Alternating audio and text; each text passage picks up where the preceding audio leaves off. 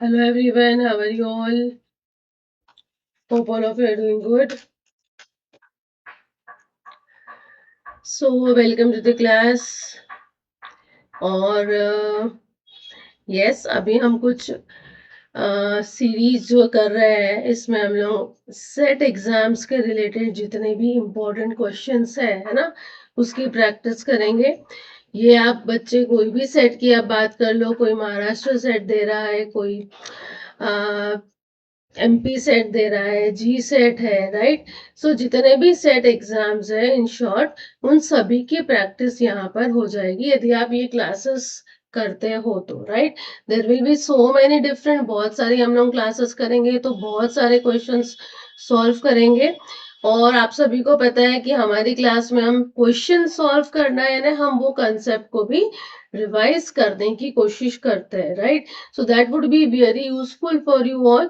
तो बच्चों just try to watch all the classes, सारी क्लासेस को देखना बिल्कुल आप लोग मिस मत कीजिएगा।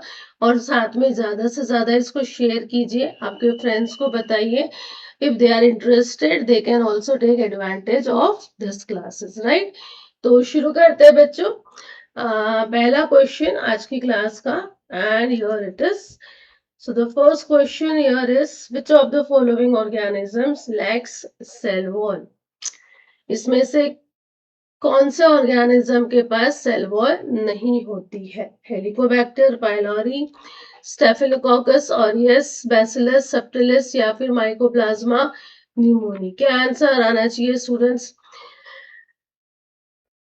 यस, हेलिकोबैक्टर पाइलोरी की बात करें तो एक तरह का क्या, it is gram negative. Okay yes, ये कौन सा है? ग्राम नेगेटिव बैक्टीरिया होता है, right. So it is having a thin peptidoglycan layer होती है सेल वॉल की। तो सेल वॉल इज प्रेजेंट, यहाँ पे लेग्स बोला है ना, जिसके पास नहीं है। स्टेफिलोकोकस स्टूडेंट्स, ये भी आपका बैक्टीरिया है, ग्राम पॉजिटिव बैक्टीरिया बोल सकते हैं, जिसके पास में भी एक अच्छा सा थिक लेयर ऑफ पेप्टिडोग्लाइकन रहेगा, है ना, रिजिड सेल वॉल रहती है। Bacillus, this is also gram positive, ये भी आपका ग्राम पॉजिटिव होता है। पेप्टिडोग्लाइकन सेल वॉल इसके पास भी रहती है। बच कौन सा रहा है? That is mycoplasma pneumoniae, isn't it. इसके पास में सेल वॉल नहीं होती है, इट लैक्स सेल वॉल। और इसीलिए जब हम ग्राम स्टेन यदि हम यूज करते हैं और माइकोप्लाज्मा रहा, तो ये ग्राम स्टेन नहीं बताता है ना, ये विजिबल ही नहीं होता है वो स्टेन में, because it is not having this cell wall, isn't it? तो आपका करेक्ट आंसर क्या आएगा स्टूडेंट्स? यहाँ पर आपका करेक्ट आंसर आएगा option number D, isn't it? So peptidoglycan layer ना होने के कारण स्टूडेंट्स ये जो माइकोप्लाज्मा न्यूमोनी है, ये हम कहेंगे कि एक तरह से रेजिस्टेंट भी हो जाता है। जो हमारी एंटीबायोटिक्स होती है, सॉरी एंटीबॉडीज होती है, जैसे बी लैक्टम एंटीबॉडीज जो होती है पेनिसिलिन जैसी, इसके अगेंस्ट ये क्या होता है? It is resistant. क्यों? क्योंकि इसके पास में सेल वॉल ही नहीं होती, क्योंकि ये एंटीबॉडीज किसको टारगेट करती है? सेल वॉल को टारगेट करती है, सेल वॉल सिंथेसिस को टारगेट करती है। Now it is not having the cell wall, so ये रेजिस्टेंट होते हैं, isn't it? तो ये आपको ध्यान में रखना है। Now moving for the next question. अगला क्वेश्चन है, विच of the following bond is weakest in nature? Weakest bond कौन सा है? सबसे कमजोर बॉन्ड कौन सा है? ये चार में से hydrogen bond, ionic bond, triple bond and double bond. देखो बच्चों, डबल बॉन्ड ट्रिपल बॉन्ड हम लोग कोवेलेंट बॉन्ड्स की जब हम बात करते हैं वहां पर हम देखते हैं, isn't it? Right. So double bond triple bond this are intramolecular bond, covalent bond होते हैं। डबल बॉन्ड में हम कहेंगे कि there will be sharing of two pairs of electrons, दो एटम के बीच में। जब तीन पेयर्स ऑफ इलेक्ट्रॉन्स की शेयरिंग होती है उसको हम ट्रिपल बॉन्ड कहते हैं। तो definitely double bond strong bond होता है, ट्रिपल बॉन्ड उससे भी ज्यादा स्ट्रॉन्गर होता है, and these are the covalent bond. उसके बाद में आयनिक के बॉन्ड्स की बात करें तो आयनिक बॉन्ड भी एक तरह से केमिकल बॉन्ड होता है, जो कि इलेक्ट्रॉन ट्रांसफर के बेसिस पे होता है, isn't it? तो इलेक्ट्रोस्टैटिक प्रोटेक्शन अट्रैक्शन जो रहेगा अपोजिटली चार्ज आयन के बीच में यहाँ पर देखने को मिलेगा, तो दैट इज ऑल्सो स्ट्रॉन्ग। तो वीक वाला कौन सा हो गया वीकेस्ट, यहाँ पर वीकेस्ट आ जाएगा hydrogen bond, right. Hydrogen bond students intermolecular attraction हम देखते हैं इसमें, इंट्रा नहीं होता है, यहाँ पर इंटरमॉलिक्यूलर अट्रैक्शन देखने को मिलता है in case of your hydrogen bonds, isn't it. I think मैंने यहाँ पर अच्छा नहीं है, बट चलो कोई बात नहीं, हम एक बार डिस्कस कर लेंगे। मुझे लगा there is a pig there, isn't it. तो हाइड्रोजन बॉन्ड स्टूडेंट्स यहाँ पर वीक इंटरैक्शन होता है, इसको बहुत बार हम लोग डाइपोल डाइपोल इंटरैक्शन भी कहते हैं, इजंट इट, जो कि इंटरैक्शन होता है हाइड्रोजन एटम और एक इलेक्ट्रोनेगेटिव एटम के बीच में, हाईली इलेक्ट्रोनेगेटिव, जैसे आपका ऑक्सीजन हो गया, फ्लोरीन है, नाइट्रोजन है, yes these are very high electronegative atoms. तो इनके और हाइड्रोजन के बीच में इंटरैक्शन जो होता है, राइट, उसको हम बोलेंगे हाइड्रोजन बॉन्ड, इजंट इट। ये जनरली डिपेंड करता है जो पार्शियल चार्ज जनरेट होता है ना due to the attraction, isn't it. और क्योंकि पार्शियल चार्ज के कारण होता है, तो हम बोल सकते हैं कि इसको तोड़ना भी बहुत इजी हो जाता है, isn't it? That's why this is a weakest bond among all these four. तो आपका करेक्ट आंसर आएगा option number A. After that, the next question is activation of CDK1 cyclin B. Okay, CDK cyclin again a very important concept आता है बच्चों यहाँ पर, isn't it? Cell division की जब हम बात करते हैं, it is not associated with which of the following process.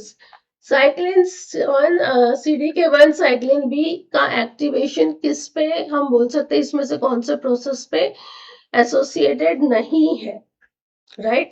तो साइटोकाइनेसिस आएगा, क्रोमैटिन कंडेंसेशन आएगा, न्यूक्लियर एनवेलप ब्रेकडाउन आएगा, या फिर फ्रेगमेंटेशन ऑफ गोल्जी आएगा। तो बच्चों स्टूडेंट्स साइक्लिन बी CDK1 जो है स्टूडेंट्स, ये ट्रिगर क्या करता है, ये ट्रिगर करता है, हम बोल सकते हैं ये एक्टिव होता है तो it will trigger M phase, यानी आपका जो माइटोसिस में एंट्री होती है वहां पे ट्रिगर करवाएगा, isn't it? जिसके कारण there will be some structural changes, यानी फॉस्फोराइलेशन होता है किसका, कंडेंसन का। तो क्रोमैटिन कंडेंसेशन जो यहाँ पर दिया है, तो this is there, isn't it? जिसके कारण क्रोमोसोम्स साथ साथ में टाइटली पैक्ड हो जाते हैं। साथ साथ में स्टूडेंट्स जो फॉस्फोराइलेशन होगा किसका, न्यूक्लियर लैमिना का, isn't it? जिसके कारण हम कहेंगे कि दैट फॉस्फोराइलेशन डिसेंबल कर देगा न्यूक्लियर लैमिना को, यानी न्यूक्लियर एनवेलप ब्रेकडाउन हो जाएगा। साथ में फॉस्फोराइलेशन होता है for the Golgi matrix protein का, राइट। तो फ्रेगमेंटेशन ऑफ गोल्जी एपरेटस भी देखने को मिलता है after activation of cyclin B CDK1 complex, right. Mitotic division में स्टूडेंट्स, राइट, ये हो जाता है कि एंट्री जब माइटोसिस में कर रहा है वो एम फेज में कर रहा है, isn't it? माइटोटिक एग्जिट में, यानी वहां से जब वो बाहर निकलेगा तो CDK1 जो होता है, CDK1 आपका इनएक्टिव हो जाता है, राइट। तो माइटोसिस के आखिरी में यानी टेलोफेज के समय में हम बोल सकते हैं साइटोकाइनेसिस होता है।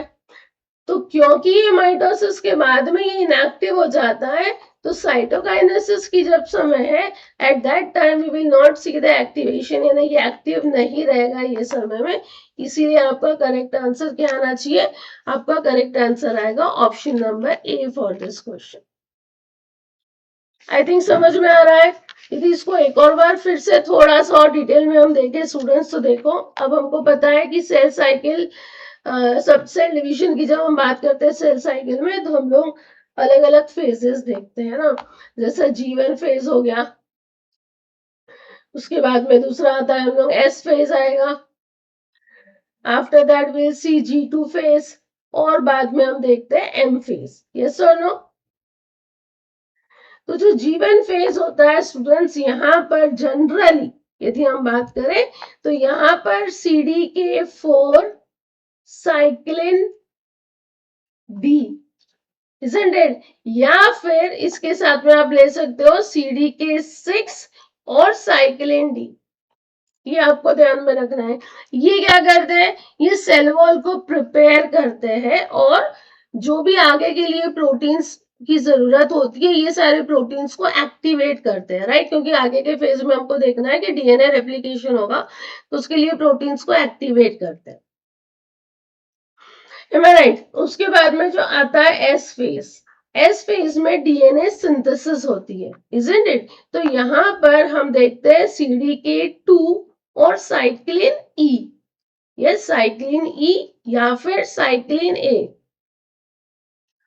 ये दोनों अपना काम करते हैं और ये क्या स्टार्ट करते हैं, सिंथेसिस स्टार्ट करते हैं, डीएनए का कॉपिंग करना स्टार्ट कर देते हैं, isn't it? यदि मैं स्पेसिफिकली CDK2 साइक्लिन ई की बात करूं तो ये एक्टिवेट होता है, करता है G1 to S फेज, जब हम जाते हैं ये फेज में, यहाँ पर CDK2 साइक्लिन ई हम बोलेंगे, ये एक्टिवेट होगा और डीएनए कॉपिंग करवाएगा, राइट। और CDK2 साइक्लिन ए की यदि मैं बात करूं स्टूडेंट्स, ये जनरली एक्टिवेट होता है ड्यूरिंग द एस फेज, यानी जो रेप्लिकेशन करवाना है, राइट, डीएनए रेप्लिकेशन में ये काम कराएगा। और जब हम कॉपी की बात करेंगे, यस, कॉपिंग ऑफ डीएनए, वहां पर आपका साइक्लिन ई CDK2 काम कराएगा, ठीक है, तो ये आपको ध्यान में रखना है। इसके बाद में G2 फेज में स्टूडेंट्स क्या होता है, यहाँ पर जो साइक्लिन CDK कॉम्प्लेक्स एक्टिवेट होता है वो होता है CDK1 साइक्लिन ए, ठीक है, ये सेल को रेडी करवाता है, राइट, अंदर की तरह से ये उसके इंटरनल स्ट्रक्चर को, ताकि आगे में जो फाइनल डिवीजन होगा उसके लिए सारी तैयारियां यहाँ पर G2 फेज में होती है, ठीक है। M फेज यानी माइटोसिस फेज जो है यहाँ पर CDK1 साइक्लिन बी, ये एक्टिवेट होता है स्टूडेंट्स, और ये ट्रिगर करते हैं, क्या ट्रिगर करेंगे, सेल को स्प्लिट करवाना, ये सेल स्प्लिटिंग जो भी अपन ने देखा, न्यूक्लियर फ्रेगमेंटेशन हो रहा, गॉल्जी फ्रेगमेंटेशन हो रहा, यस, और न्यूक्लियर ब्रेकडाउन, ये सारी चीजें एम फेज में की जाती है। तो इसलिए जो क्वेश्चन दिया था उसके हिसाब से ये तीनों चीज एम फेज में होगी, यानी यहाँ पर आपका CDK1 साइक्लिन भी एक्टिवेट होगा। साइटोकाइनेसिस क्योंकि एम फेज के बाद में होता है, यानी आप बोलेंगे कि टेलोफेज लास्ट उसमें होता है, जहां पर CDK1 जो है ये क्या हो जाता है, इनएक्टिवेट हो जाता है। Got it? So your correct answer is option number A for the question. Now the next question, अगला क्वेश्चन क्या है, in eukaryotic replication priming of DNA synthesis and removal of RNA is catalyzed respectively by, DNA synthesis और RNA का removal जो है, yes, वो कौन catalyse करता है, DNA polymerase alpha, DNA ligase, DNA polymerase delta, DNA ligase, DNA polymerase delta, और FEN1, या फिर डीएनए पॉलीमरेज अल्फा और FEN1 अगेन। तो स्टूडेंट्स यहाँ पर यदि हम देखें तो अलग अलग पॉलीमरेजेस हम देखते हैं यूकैरियोटिक सेल्स में, DNA polymerase alpha, beta, gamma, delta, epsilon रहता है, isn't it? तो डीएनए पॉलीमरेज अल्फा जो होता है जनरली, ये क्या करता है, ये कॉम्प्लेक्स बनाता है, किसके साथ में, प्राइमेज के साथ में, राइट, जिसके कारण आरएनए डीएनए प्राइमर की सिंथेसिस होती है इनिशिएशन के समय में, ठीक है, और ओकाजाकी फ्रैगमेंट का क्रिएशन भी होता है, isn't it? तो इसीलिए हम कहेंगे कि डीएनए पॉलीमरेज एक तरह से प्राइमरी प्राइमिंग एंजाइम का रोल प्ले करता है, राइट। तो यहाँ पर वही दिया है कि डीएनए पॉलीमरेज अल्फा और डेल्टा की यदि हम बात करें स्टूडेंट्स, तो ये क्रोमोसोमल डीएनए को रेप्लिकेट करवाते हैं। डीएनए पॉलीमरेज बीटा और एप्सिलॉन ये क्या करवाते हैं स्टूडेंट्स, ये रिपेयर करवाते हैं डीएनए का, राइट, और डीएनए पॉलीमरेज गामा जो है ये रेप्लिकेट करवाता है माइटोकॉन्ड्रियल डीएनए, ये आपको ध्यान में रखना है। तो ये अलग अलग पॉलीमरेज के बारे में हमने यहाँ पर देखा है, ठीक है। इसमें डीएनए पॉलीमरेज अल्फा और डेल्टा जो कि रेप्लिकेट करवाते हैं chromosomal DNA, right, we can say कि वो क्या कर रहा है, लैगिंग स्ट्रैंड को सिंथेसाइज कर रहा है बाय द ओकाजाकी फ्रैगमेंट्स। अब आप बोलोगे मैम यहाँ पर अल्फा डेल्टा दोनों दिया है, ऑप्शन में भी आपको अल्फा डेल्टा दिया है क्या, अल्फा भी दिया है, डेल्टा भी दिया है, राइट, तो हम उसको किस तरह से चूज करेंगे। तो स्टूडेंट्स आरएनए प्राइमर जो है, राइट, आरएनए प्राइमर सिंथेसाइज्ड होते हैं by this DNA polymerase alpha, right. RNA primer कैसे सिंथेसाइज्ड हो गए, डीएनए पॉलीमरेज अल्फा। क्वेश्चन में क्या दिया है, प्राइमिंग ऑफ डीएनए सिंथेसिस और रिमूवल ऑफ आरएनए, ये दोनों चीज आपको वहां पर बतानी है। और ये किससे होता है, जैसे मैंने आपको कहा कि प्राइमेज के through it will be there, isn't it. जबकि DNA polymerase epsilon leading strength को सिंथेसाइज करता है, अल्फा और डेल्टा लैगिंग स्ट्रेंथ की सिंथेसिस करेंगे, इजंट इट। यहाँ पर एक और आप पॉलीमरेज देख सकते हो, टेलोमेरेज होता है, राइट। इसमें डीएनए टोपियोआइसोमेरेज 1 और 2, ये दोनों का काम भी क्या होता है स्टूडेंट्स, टोपियोआइसोमेरेज 1 डीएनए हेलिक्स को रिलैक्स करवाएगा रेप्लिकेशन के समय में, और टोपियोआइसोमेरेज 2 क्या करेगा, जो स्ट्रेन होगा डीएनए हेलिक्स पे उसको रिलीव कराएगा, इजंट इट। एक और डीएनए होता है डीएनए लाइगेज, यहाँ पर एंजाइम ये करता है 3 प्राइम 5 प्राइम फॉस्फोएस्टर बॉन्ड बनवाएगा between the adjacent fragment of DNA, got it. तो हमारा करेक्ट आंसर फिर क्या आना चाहिए था, यहाँ पर अल्फा आना चाहिए कि डेल्टा आना चाहिए, और लाइगेज देखो डीएनए लाइगेज भी दिया है, तो क्या लाइगेज हमारा रिमूवल ऑफ आरएनए या फिर प्राइमिंग में काम कर रहा है, लाइगेज का रोल क्या है, 3 प्राइम 5 प्राइम फॉस्फोडाइस्टर बॉन्ड बना रहा है। तो इसका मतलब कि फर्स्ट और सेकेंड तो मेरा आंसर नहीं होगा, बिकॉज लाइगेज का यहाँ पर रोल नहीं होता है। अब FEN1 का रोल है पक्के से।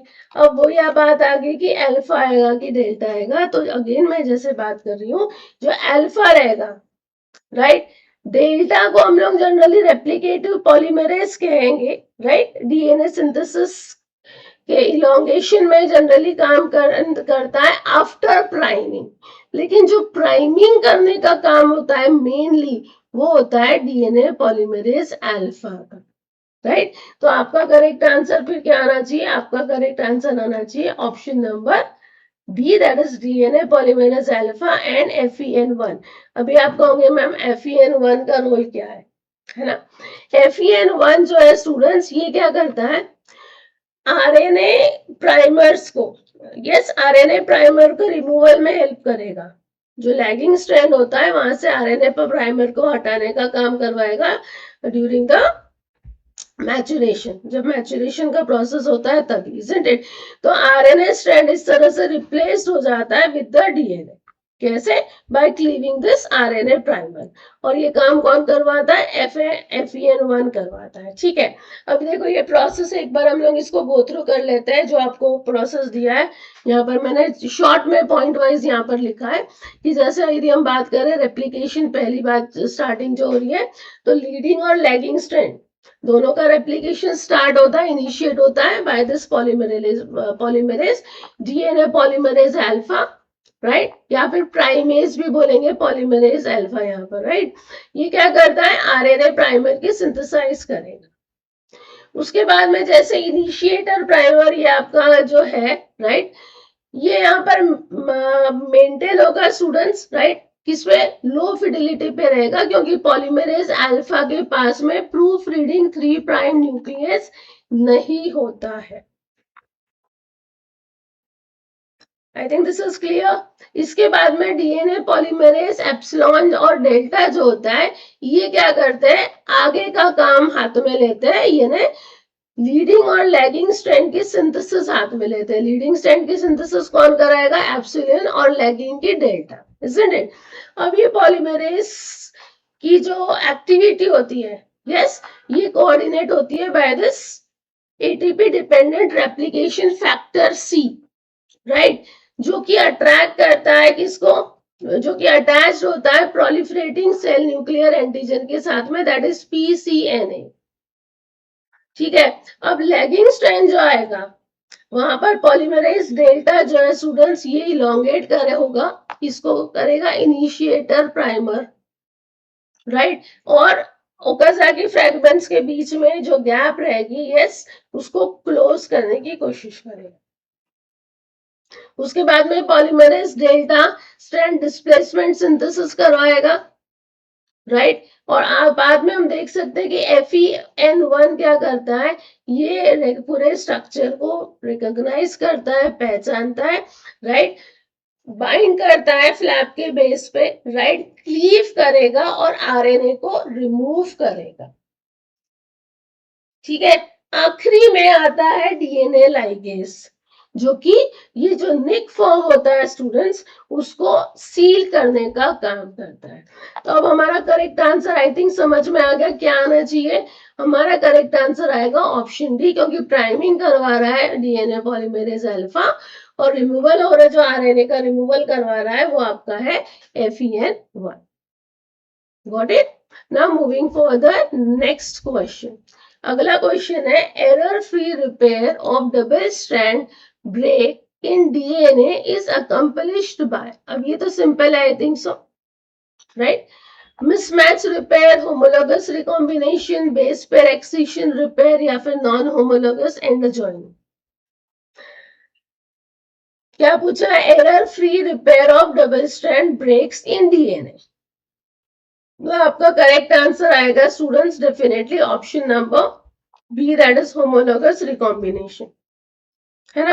होमोलोगस रिकॉम्बिनेशन जनरली हम बात करेंगे कि ये जो आपका लेट S और G2 फेज जो होता है यहाँ पर ये एक्टिव हो जाता है, राइट। ये ना आपका जो डुप्लीकेट टेम्पलेट जब अवेलेबल होता है उस समय में we can say this homologous recombination part active हो जाता है, ये होगा वहां पर। ये क्या करेगा यहाँ पर, जो अनडैमेज्ड टेम्पलेट है, डीएनए टेम्पलेट जो मैच हो रहा है उसको यूज करेगा, कॉपी करेगा, उसको रिस्टोर करेगा ओरिजिनल डीएनए सीक्वेंस को विदाउट एनी चेंज। इस तरह से यहाँ पर एरर फ्री रिपेयर हो जाता है। Got it? After कॉपिंग it all like that. Non homologous end joining की हम बात करें तो नॉन होमोलोगस में, क्योंकि नॉन होमोलोगस लिखा है, तो ये डायरेक्टली क्या ज्वाइन करता है, जो ब्रोकन डीएनए एंड्स को एक साथ में ज्वाइन करेगा, जिसके कारण हो सकता है कि कोई some piece of that, some fragment of that वो आपका ऐड हो सकता है या फिर डिलीट भी हो सकता है वहां से, है ना। तो एरर्स होने के चांसेस यहाँ बढ़ जाते हैं। बेस पेयर में students, base pair excision repair छोटे छोटे सिंगल डैमेज्ड बेस को जोड़ने का काम करेगा, फिक्स करने का काम करेगा, राइट। कंप्लीटली स्ट्रैंड की बात हम कर रहे हैं तो वो यहाँ पर नहीं होगा। मिसमैच रिपेयर स्टूडेंट्स जो रॉन्ग बेस पेयर होते हैं, राइट, उसको फिक्स करता है रेप्लिकेशन के समय। तो डीएनए स्ट्रैंड ब्रेक को जो रिपेयर करेगा एरर फ्री की यदि हम बात करें तो हमारा आंसर एक ही होगा, that is option B, homologous recombination. After that, the next question. Often proteins are having two types of secondary structure, that is alpha helix and beta sheets. Alpha helix of the proteins are stabilized by which bonds? Again, बहुत ही simple question है students. Alpha helix dipole dipole interaction से stabilised होता है hydrogen peptide या फिर van der Waals. What should be the correct answer? ये देखिए, यदि हम बात करें यहाँ पर तो आपका करेक्ट आंसर आता है, यदि मैं अल्फा हेलिक्स की बात करूं तो यहाँ पर आपका बन रहा है हाइड्रोजन बॉन्ड्स, राइट। यहाँ पर क्या बन रहा है, यहाँ पर बनता है हाइड्रोजन बॉन्ड्स देयर, जो कि बन रहा है किसके बीच में, carbonyl oxygen in C double bond O, right. This एक अमाइनो एसिड का कार्बोनिल ऑक्सीजन और जो अमाइड हाइड्रोजन है अमाइनो एसिड का, जो कि 4 रेसिड्यू आगे पे है, I+4 की जो हम बात करते हैं, ये वाला NH, यस, इनके बीच में ये जो बन रहा है that is the hydrogen bond, right.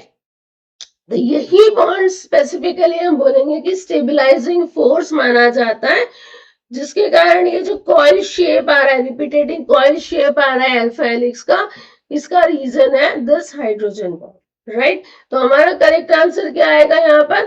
Correct answer आएगा option B, hydrogen bond.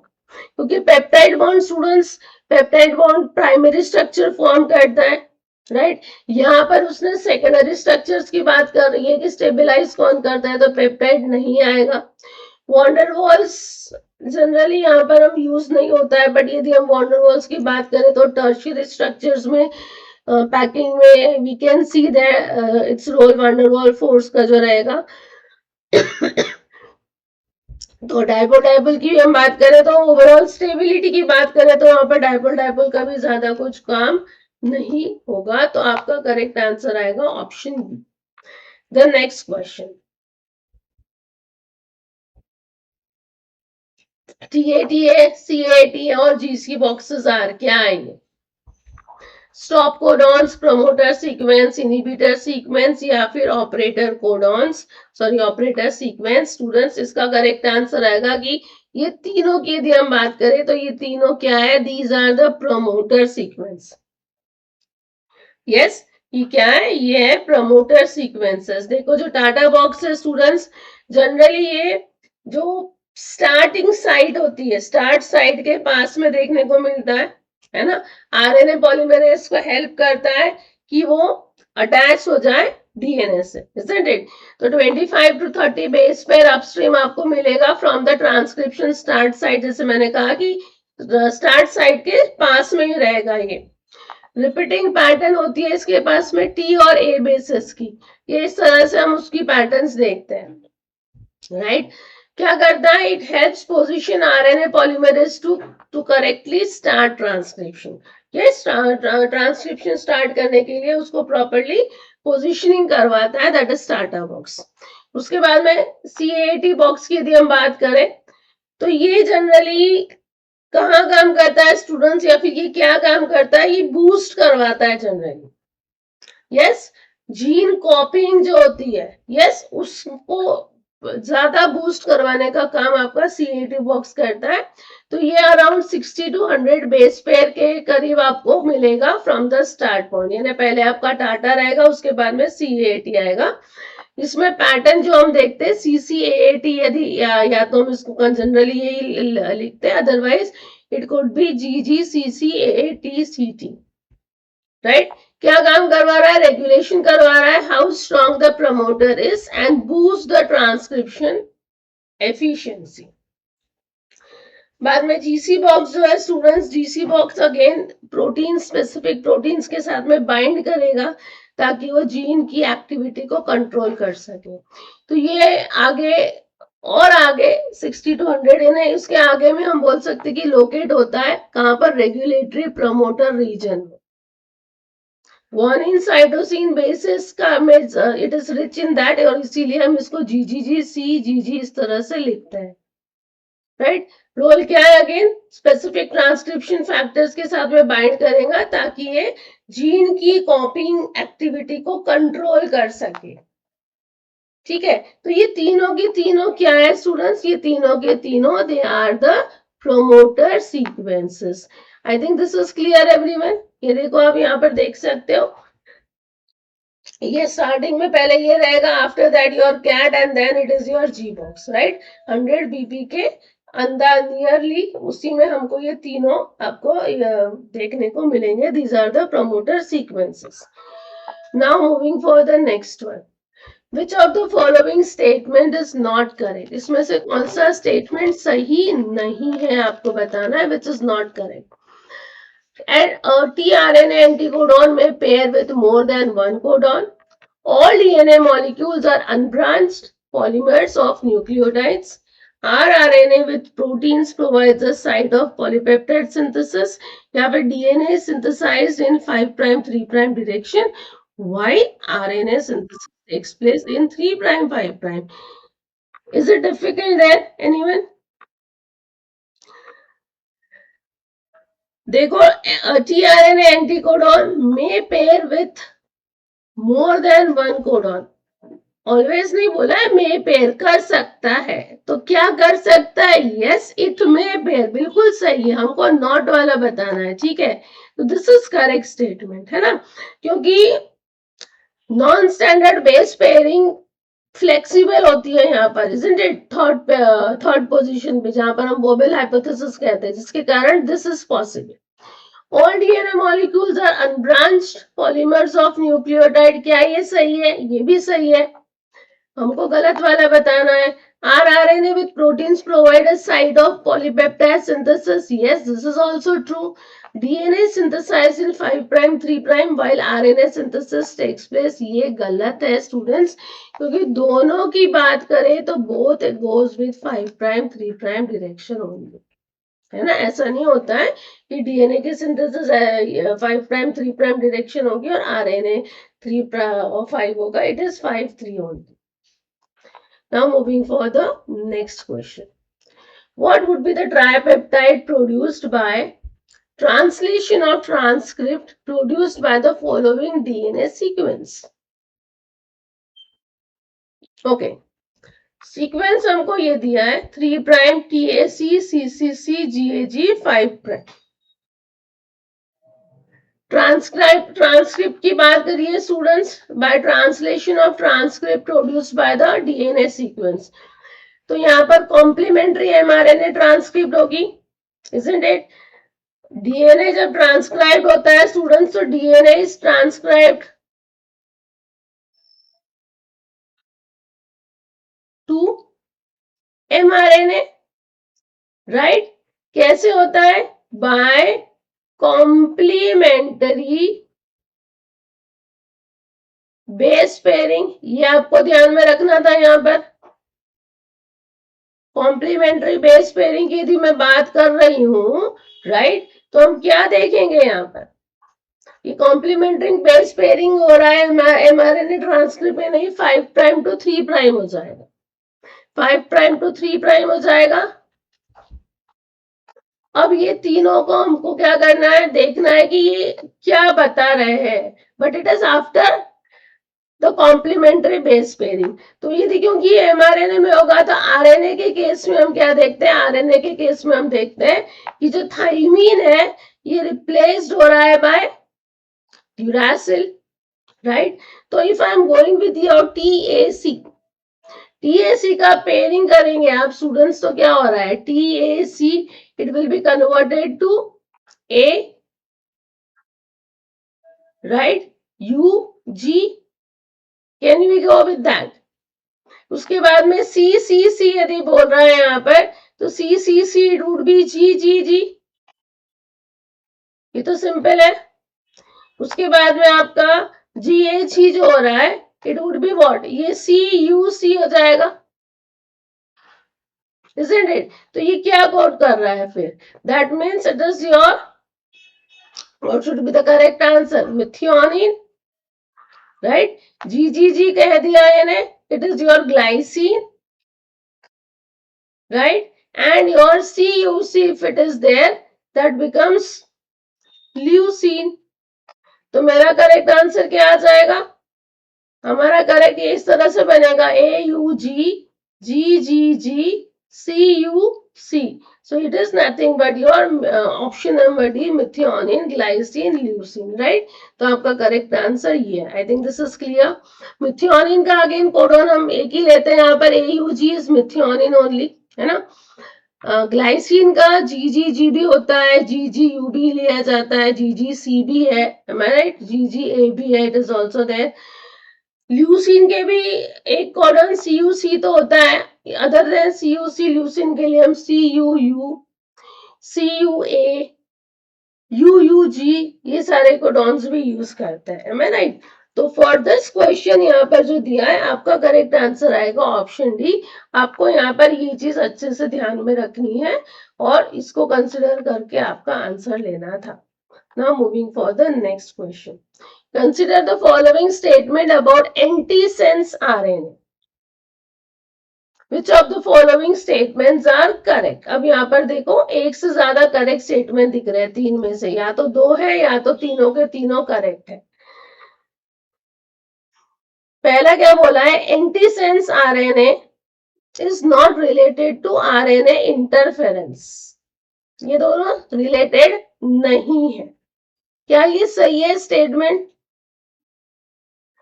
Actually antisense RNA और आरएनएआई जो है, ये दोनों के दोनों स्टूडेंट्स क्या है? Post transcriptional gene silencing mechanism बताते हैं। यस, पोस्ट ट्रांसक्रिप्शनल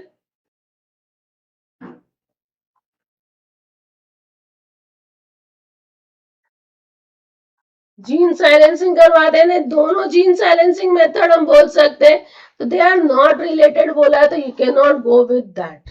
तो 1 आपका गलत हो गया। यदि 1 आपका गलत हो गया तो उसके बाद तो आपको 2 और 3 दोनों लेना पड़ेगा, क्योंकि इधर 2 और 3 ऐसा दिया नहीं है।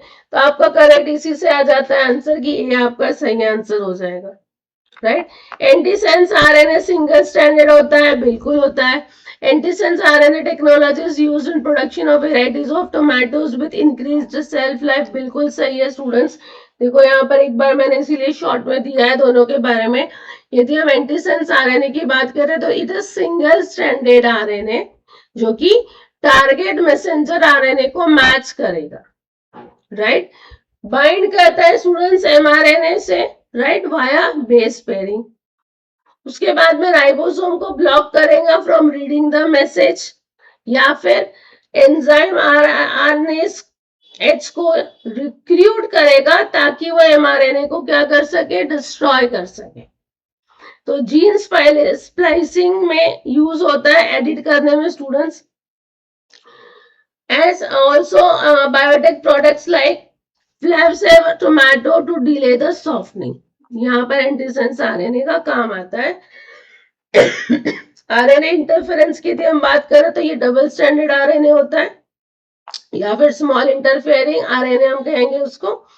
ये भी एंजाइम डाइसर को यूज करके डबल स्टैंडर्ड आरएनए को चॉप करवाता है, छोटे छोटे फ्रैगमेंट्स में तोड़वा देता है, राइट, जो कि बाद में साइलेंसिंग कॉम्प्लेक्स में लोड होते हैं और बाद में इट वाज डिस्ट्रॉय हो जाएगा मैचिंग एमआरएनए का। तो ये भी जीन फंक्शन टेक्निक्स में जनरली यूज किया जाता है फॉर द डिजीजेस, ट्रीटमेंट करने के लिए, जेनेटिक डिजीजेस, वायरल डिजीजेस के लिए। This is about your RNA और एंटीसेंस आरएनए, ठीक है। इन्हें दोनों के दोनों हम बोलेंगे जीन साइलेंसिंग मेथड में, या फिर मेथड का काम ही करते हैं। Now, which of the following is not a property of stem cells? Simple सा, स्टेम सेल्स की प्रॉपर्टीज हम सभी को पता है। स्टेम सेल्स के पास में सेल्फ रेन्यू की एबिलिटी होती है क्या? बिल्कुल होती है। नॉट पूछा है students. Ability to differentiate into different types of cells, ये स्टेम सेल से ही आगे दूसरे टाइप्स के सेल्स सारे बनते हैं डेफिनेटली, तो ये भी सही है। They are unspecialized cells with cell markers, या फिर they are actively dividing cells with cell marker changes.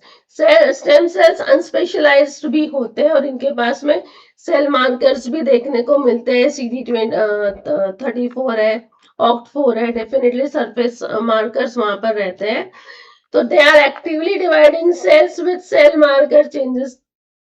कभी कभी students this can also be the true statement, पूरी तरह से रॉन्ग नहीं बोल सकते, बट यदि मैं यहाँ पर देखू चारों में तो this is suppose to be कि हम उसको नॉट अ प्रॉपर्टी में काउंट कर ले सकते हैं। Got it. Now moving for the next one, apoptosis से है।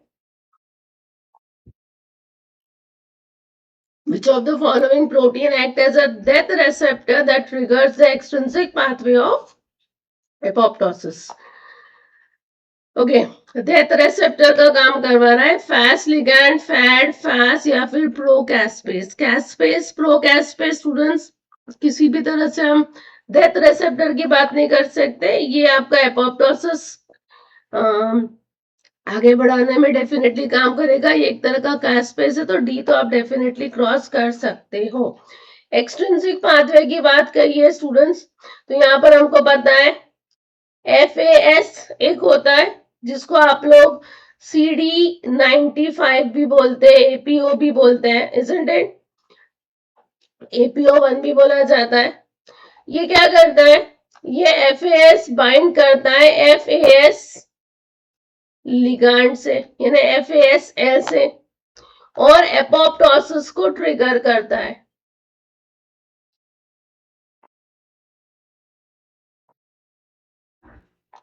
Isn't it?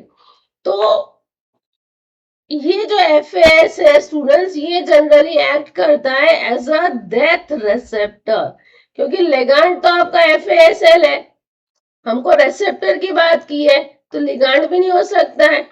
तो रेसेप्टर यहाँ पर कौन सा है, रेसेप्टर यहाँ पर ये FAS ही है। तो आपका करेक्ट आंसर क्या आएगा, आपका करेक्ट आंसर आएगा ऑप्शन सी, फैड क्या होता है स्टूडेंट्स?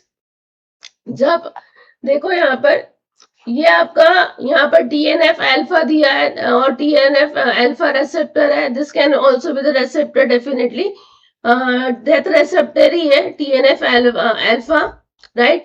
तो यहाँ पर डेथ रेसेप्टर एक्चुअली आपका रहेगा binds to TNF alpha there, और TNF R1 जो होता है वो आपका यहाँ पर लिगांड रहेगा जो कि बाइंड करता है रेसेप्टर के साथ में. ये केस में जब हम FAS और FASL की बात करते हैं, जब ये बाइंड करते हैं तो अडेप्टेड प्रोटीन जो होता है वो होता है फैट, FADD या फिर TRADD. ये फैट, इस पे ये लोग बाइंड करेंगे. This is adapted protein. Fat के पास में दो डोमेन होते हैं, राइट. एक होता है DD domain, that is death domain, और दूसरा होता है death effector domain, DED domain, right. उसके बाद में हम देखते हैं कि जब ये एक्टिवेट होता है, बाइंडिंग होने के बाद में प्रोकैस्पेस 8 एक्टिव होता है, यानी कैस्पेस 8 एक्टिव होता है. उसके बाद में प्रोकैस्पेस आप देख सकते हो ये आगे जाके आपका इंट्रिंसिक पे भी काम करेगा, और एक्सट्रिंसिक की बात करें तो बाद में इस तरह से एक्सट्रिंसिक पाथ पे भी आगे जाता है, isn't it? तो आपका करेक्ट आंसर क्या आएगा स्टूडेंट्स यहाँ पर कि रेसेप्टर की बात ये, क्योंकि तो your receptor is going to be FAS. FADD यहाँ पर एक तरह का अडेप्टर प्रोटीन है.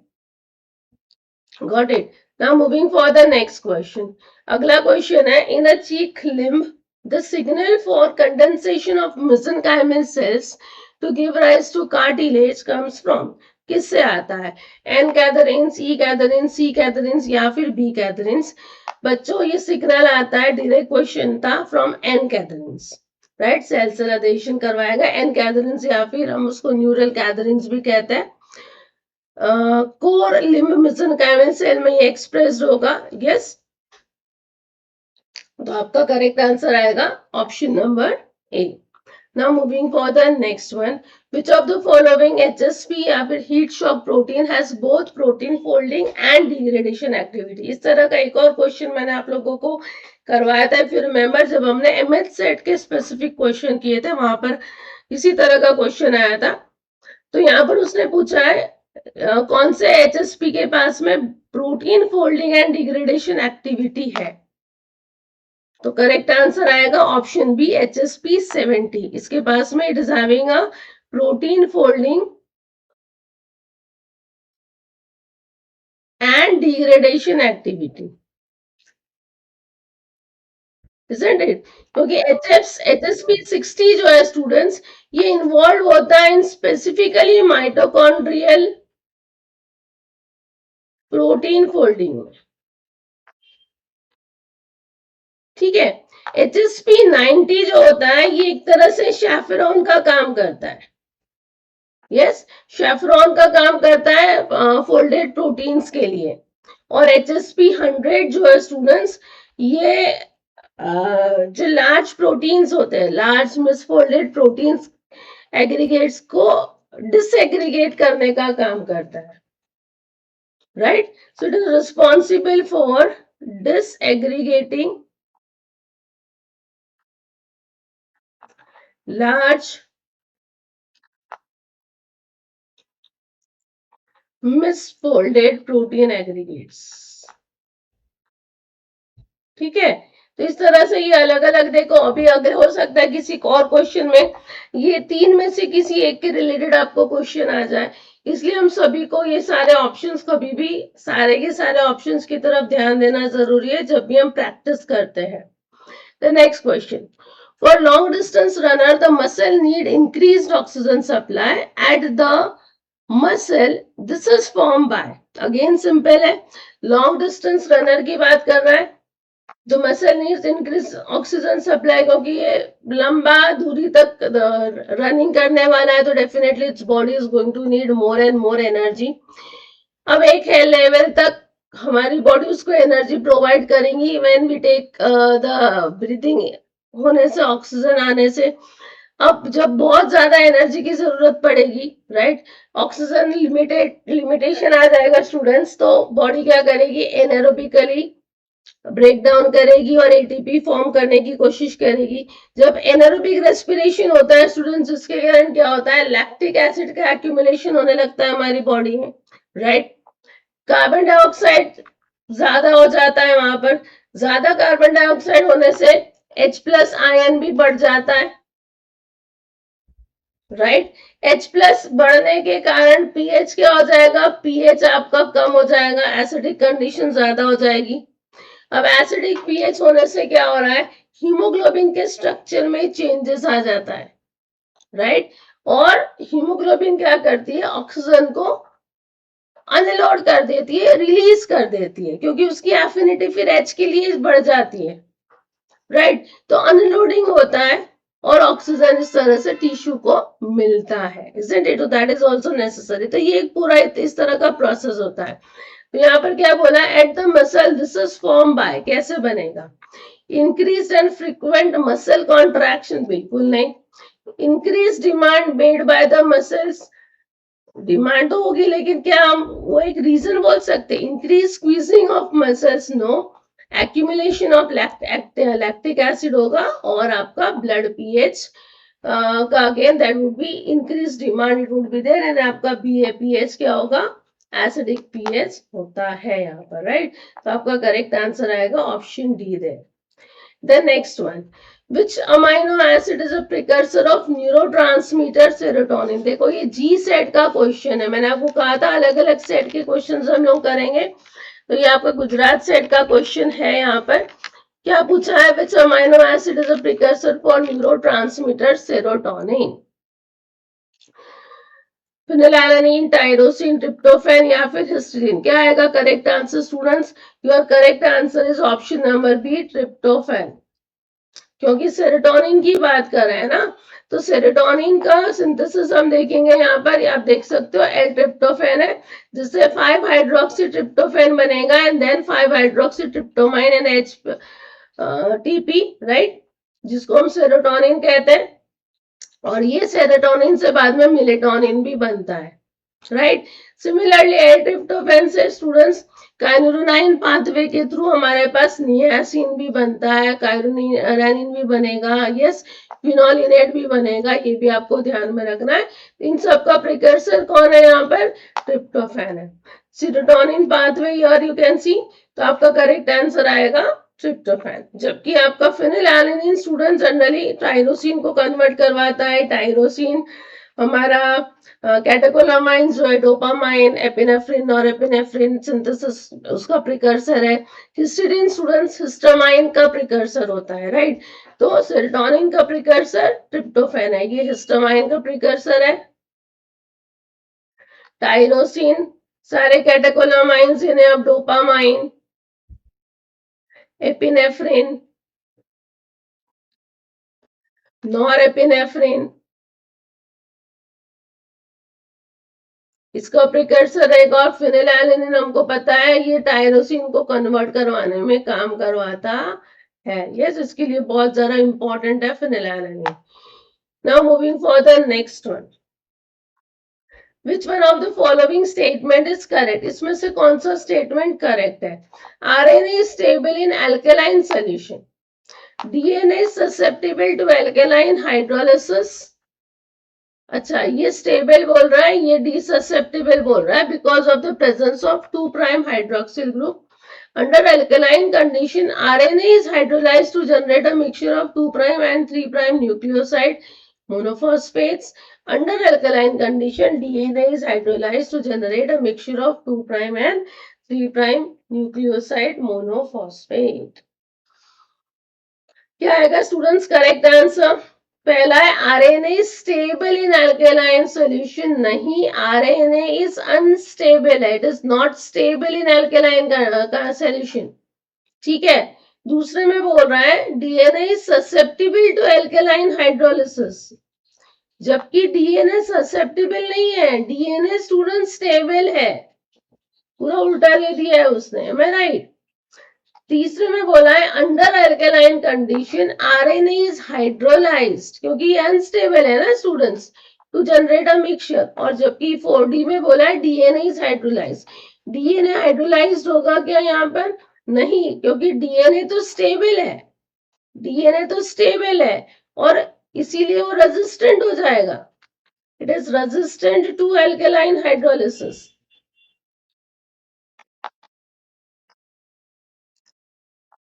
तो ये भी गलत हो जाएगा। तो सही आंसर कौन सा है? सही आंसर ऑप्शन सी है। एक्चुअली आरएनए स्टूडेंट्स, आरएनए के पास में 2 प्राइम हाइड्रोक्सिल ग्रुप होता है, राइट। आरएनए इज हैविंग, ये जो 2 प्राइम हाइड्रोक्सिल ग्रुप बोला है ना, ये आरएनए के पास में होता है, जिसके कारण हम बोलेंगे कि ये ससेप्टिबल हो जाता है अल्केलाइन हाइड्रोलिसिस को, इजंट इट? ये हाइड्रोलाइज्ड होगा और 2 प्राइम 3 प्राइम न्यूक्लियोसाइड मोनोफॉस्फेट का मिक्सचर देगा, राइट। ये जो सेकेंड 2 प्राइम पोजीशन पे हाइड्रोक्सिल ग्रुप होता है ना, ये प्रोटॉन को लूज करता है स्टूडेंट्स। यस, प्रोटॉन लॉस्ट होगा जब भी एल्केलाइन एनवायरनमेंट में जाएंगे ना, H+ वहां से रिमूव हो जाएगा OH से, और इस तरह से वो एक तरह का न्यूक्लियोफाइल का काम करेगा, राइट। और साइड के उसका जो फॉस्फोडाइस्टर बॉन्ड रहेगा उसमें वो अटैक करेगा, जिसके कारण इट विल ब्रेक। यस, तो आरएनए बैकबोन का ब्रेकडाउन हो जाएगा, वो ओपन अप हो जाएगा and it will form this mixture of 2 prime 3 prime nucleoside monophosphate. इस तरह से काम करता है। तो आपको ध्यान में रखना है कि डीएनए तो स्टेबल होता है एल्केलाइन हाइड्रोलिसिस में के लिए, लेकिन आरएनए क्योंकि उसके पास में 2 प्राइम हाइड्रोक्सिल ग्रुप होता है, it is susceptible to alkaline hydrolysis. Now next question, which of the following vitamin is also known as vitamin B3? Simple है and it plays a role in NAD biosynthesis. अब pantothenic acid vitamin B5 होती है, right. Niacin क्या हो रहा है students? It is vitamin B3, riboflavin vitamin B2, और nicotine जो है it is not any vitamin, एक तरह से हम बोलेंगे निकोटाइन जो रहता है, it is not a vitamin, किसी भी तरह का विटामिन ये नहीं है, यदि यहाँ पर विटामिन की बात हो रही है तो विटामिन B3 कौन सा है? नियासिन। आपका करेक्ट आंसर आएगा ऑप्शन बी, क्योंकि नियासिन डायरेक्टली इन्वॉल्व होता है किसमें? NAD NADP बायोसिंथेसिस में, NAD की बायोसिंथेसिस में इन्वॉल्व होता है, उसको उनको कन्वर्ट करवाता है। पैंथोटेनिक एसिड जो कि विटामिन B5 है स्टूडेंट्स, ये इसका मेन रोल कहाँ होता है? कोएंजाइम A के सिंथेसिस में, राइट। और राइबोफ्लेविन विटामिन B2 जो है इसका मेन रोल होता है, एक तरह से ये कोएंजाइम बनाता है फॉर FAD एंड FAN, है ना। This is by the riboflavin we can say. I think this is clear. तो इसका करेक्ट आंसर आएगा ऑप्शन बी, सिंपल सा क्वेश्चन था। Which among the following is unsaturated fatty acid? Lauric acid, palmitic acid, myristic acid या फिर palmitoleic acid? तो correct answer आएगा directly option D, right. Palmitoleic acid के पास में स्टूडेंट्स आप उसका स्ट्रक्चर देखोगे तो उसके पास में CC डबल बॉन्ड होता है हाइड्रोकार्बन चेन में, जिसके कारण ये बनाता है king. Because of the double bond king form होता है, और किंग फॉर्म होने के कारण ये साथ में टाइटली पैक्ड नहीं हो सकते, राइट। और इसीलिए we can say that they are unsaturated. तो पामिटोइक एसिड अनसैचुरेटेड है। बचे हुए तीनों जो है लॉरिक एसिड, पामिटिक एसिड और myristic acid, they don't have any double bond, इनके पास में कार्बन कार्बन सिंगल बॉन्ड ही होता है, राइट। और इसीलिए ये फुल्ली सैचुरेटेड होते हैं। फिर भी एक बार हम देख लेते हैं स्टूडेंट्स, पामिटिक एसिड की थी मैं बात कर रही हूँ। तो पामिटिक एसिड 16 कार्बन का होता है, एम आई राइट। एक डबल बॉन्ड होता है यहाँ पर, सॉरी नॉट पामिटिक, पामिटोइक, चलो पामिटिक ही लिख लेते हैं। तो लेकिन पामिटिक कहा तो वहां पर 0 डबल बॉन्ड हो गए, राइट, 0 डबल बॉन्ड होगा, एम आई राइट। और ये सैचुरेटेड होता है। जबकि मिरिस्टिक की बात करें हम लोग, मिरिस्टिक एसिड जो है ये 14 कार्बन होगा, यहाँ पर भी 0 डबल बॉन्ड है, ये भी सैचुरेटेड है। Lauric acid it is 12 carbon, 0 double bond, saturated. जबकि आपका पामिटोलिक एसिड जो है It is again 16 carbon, but it is having one double bond. और क्योंकि ये डबल बॉन्ड होता है, that's why it is unsaturated. ठीक है? Now moving for the next one. Which disaccharide contains the structure galactose beta 1,4 glucose? बहुत ही basic question है अगेन. जब हम carbohydrate metabolism as a biomolecule पढ़ते हैं, इजंट इट? तो आपका करेक्ट आंसर क्या आएगा? कौन सा डायसैकेराइड है जिसका स्ट्रक्चर में गैलेक्टोज एंड ग्लूकोज है, ना गैलेक्टोज ग्लूकोज की बाइंडिंग है बीटा 1,4 पोजीशन से. So that is nothing but your lactose. Isn't it? ये हम स्ट्रक्चर हमेशा याद रखते हैं डायसैकेराइड्स की बात करें तो. लैक्टोज में गैलेक्टोज का यूनिट, यस, ये बाइंड होता है विद ग्लूकोज, राइट? और हाइड्रोलाइसिस होगा, वाटर मॉलिक्यूल लूज होता है और बीटा 1,4 लिंकेज से this will be binding there, isn't it? So that is nothing but your lactose, right? जबकि आप लैक्टोज को छोड़ दो स्टूडेंट्स, तो सभी जगह पर आप देखो, यहाँ पर पहला मॉलिक्यूल आपका ग्लूकोज है. सुक्रोज में ग्लूकोज प्लस फ्रुक्टोज है, alpha 1 2 beta. Trehalose glucose glucose, alpha 1 alpha 1. Maltose again glucose glucose, position अलग है, अल्फा 1 4, isn't it? सिलेबायस में अगेन ग्लूकोज ग्लूकोज, बीटा 1 4 याद रखना है आप लोगों को. और जेंटिबायस बीटा 1 6 ग्लूकोज, राइट? तो this is again a very important, आपको ध्यान में रखना है. सो फॉर दिस क्वेश्चन हमारा करेक्ट आंसर है लैक्टोज. सो आई थिंक आज जितने क्वेश्चंस किए that is going to useful for you. इसी तरह से हम लोग और भी क्लासेस में और भी क्वेश्चंस मैं आप लोगों के साथ डिस्कस करूंगी. और जैसे कि आज भी आपने देखा, it is a mixture of all the sets, different अलग अलग सेट एग्जाम्स के क्वेश्चंस हम लोग प्रैक्टिस कर रहे हैं. तो वो आप लोगों को सभी को, जो भी बच्चे सेट एग्जाम्स दे रहे हैं, ना कि सिर्फ सेट एग्जाम्स बच्चों, ये क्वेश्चंस आपको कोई भी कॉम्पिटिटिव एग्जाम्स में भी काम में आ सकते हैं डेफिनेटली. अभी गेट होने वाला है, असिस्टेंट प्रोफेसर्स के एग्जाम्स होते रहती है, isn't it? फिर CSIR की भी यदि हम बात करें तो पार्ट बी के क्वेश्चंस में इस तरह के क्वेश्चंस आप देख सकते हो. तो these are going to be definitely useful for you all. तो just share the link of the class as much as possible. आपके जितने फ्रेंड्स को आप बोल सको आप लोग प्लीज उनको बताइए टू सब्सक्राइब द चैनल. यदि अभी तक सब्सक्राइब नहीं किया है तो आप चैनल को सब्सक्राइब कर सकते हो, और ताकि आप लोगों को नोटिफिकेशन ऑन कर दोगे तो आप लोगों को इसकी नोटिफिकेशंस भी आते रहेंगे. ग्रुप ज्वाइन कर सकते हो.